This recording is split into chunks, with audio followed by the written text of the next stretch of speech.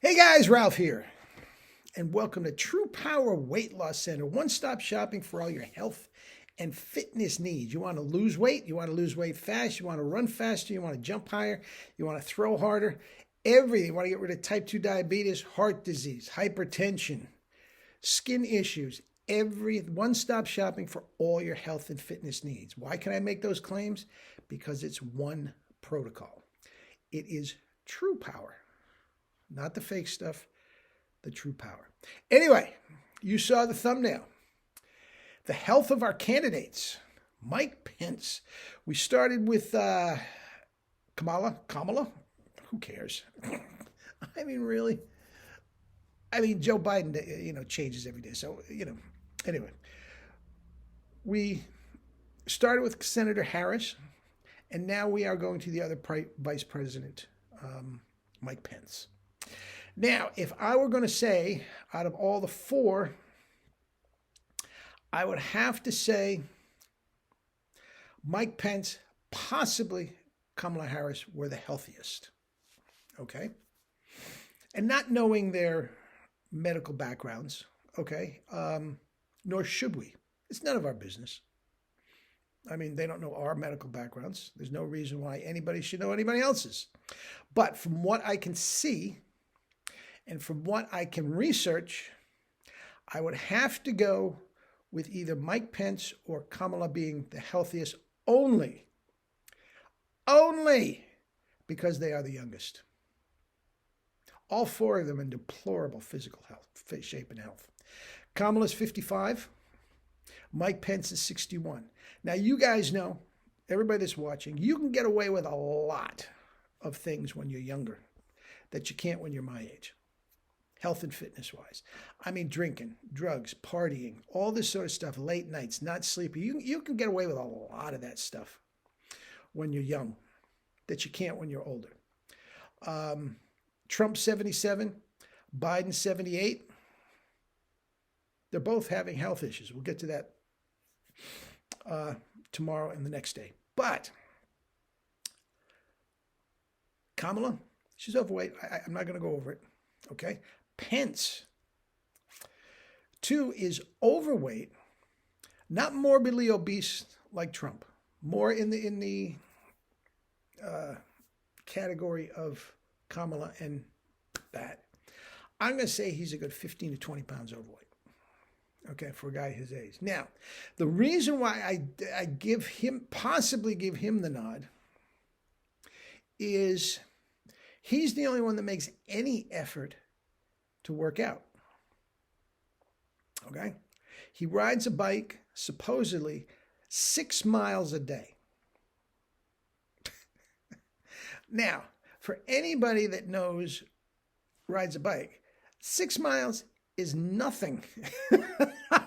Is absolutely nothing on a bike. I'm sure the vice president of the United States probably is not out with his helmet on, surrounded by Secret Servicemen outside. It is probably on a stationary bike at the White House or whatever.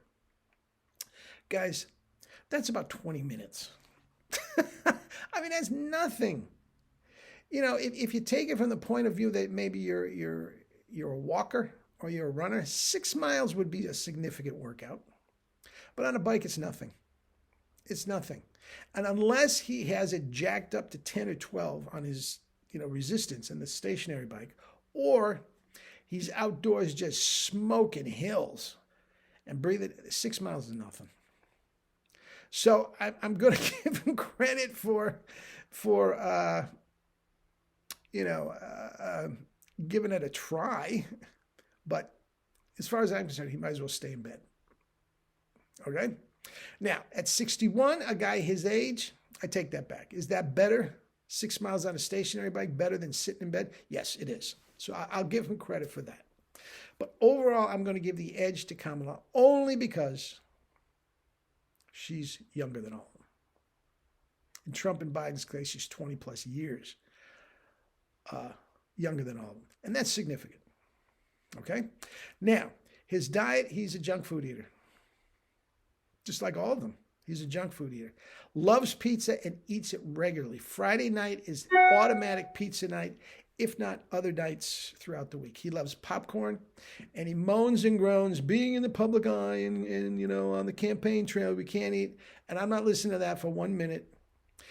This whole message is pretty much going to be the same for all four of them. And that is, don't whine. And, look, I was a musician for 15 years, and I was on the road, and it can be done. Don't tell me it can't be done. Is it as easy when you're on the road as when you're sitting in your... No, of course not. But when you're riding around on Air Force One, don't tell me they can't give you fruits, veggies, and rice and pasta. Don't tell me they can't do that. High carb, low fat, don't tell me that can't be done. So this moaning and groaning, woe is me, my lifestyle. No, I'm not listening to that. Not listening to that at all. Now, like all four of them, I told you, it's going to be much the same message. He's not vegan, so shut up about global warming. I don't want to hear one word out of you about global warming, okay? I told you that I'm going to do my best not to make this political. And when you talk about global warming and, the healthcare crisis and all this sort of stuff, you're making it political. But what I will not do is I will not get into conservative, liberal, Republican, Democrat, right or wrong, okay? This is just health and how it affects you, me, and the rest of the world, okay? And if you are going to moan and groan, which he and Trump, for the most part, don't, about the state of the environment, don't. Not in front of me. I've never been in front of him. Don't in front of me talk about meat, dairy, fish. Eat meat, dairy, fish, the number one cause of the problem, and moan and groan about the environment. It's hypocritical. Shut up. Okay? For the most part, him and Trump don't moan and groan about it. Screw it, I'm fracking. I don't care. Okay. Biden and Kamala, I have a little trouble with the hypocrisy there. We'll get to Biden tomorrow. All right? Now, healthcare crisis, draining this country to death. We have, I used to be a public school teacher in Stamford, Connecticut. We have grossly overcrowded schools. And this school district does not have two nickels to rub together. You know why?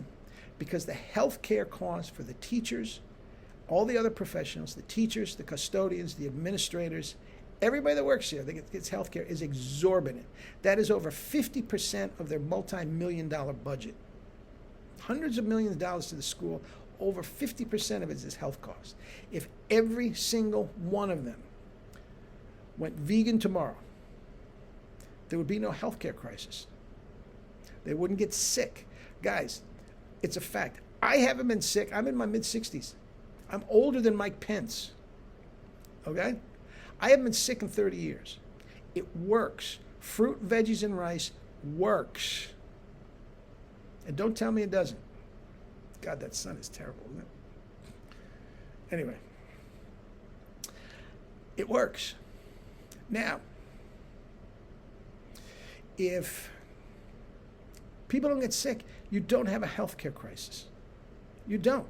If people don't get sick, you would have the greatest healthcare system in the world, because these doctors, these insurance companies, everybody would be bending over backwards to treat you right and get your business. You wouldn't have it. I talked yesterday about the opioid crisis, same thing. If you don't have chronic pain, 50% of the opioid crisis is gone.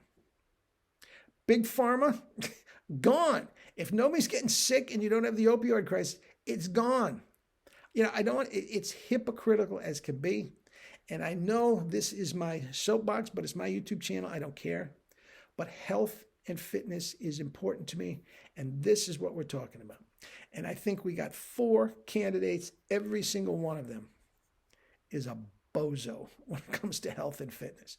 Mike Pence and his 6 miles on it, if that makes him feel better and sleep at night, well, so be it. But don't tell me you're taking care of business. But if you look at him, for the most part, he doesn't look puffy and bloated like Trump. And 61 years old, he seems to have all his faculties, and whatnot. But Yeah, none of the four are a bargain. They're not even acceptable. They're so, it's disgusting what they do to their health and fitness. Anyway, that's that. But between the four, Mike and Kamala are probably in the healthiest. I'm not even saying in the best shape. I'm saying healthiest. There's, of all the four of them, not one of them could run around the block if their hair was on fire. I mean, that's how pathetic this is. But anyway, that's that. So eat and drink your fruits and vegetables and live your life with true power. Love you all.